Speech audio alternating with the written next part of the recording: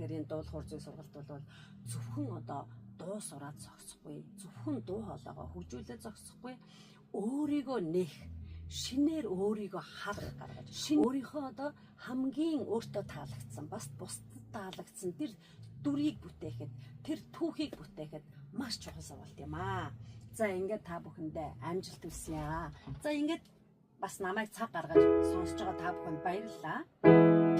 Хамтдаа нэг дасгал уншъя те. Багш нэг дасгал уншингууд дахиад та нарыгаа бас дасгал унших боломжтой ийм өнгө өгөнгүүд тэгээ дараа та нар дуулаарай за.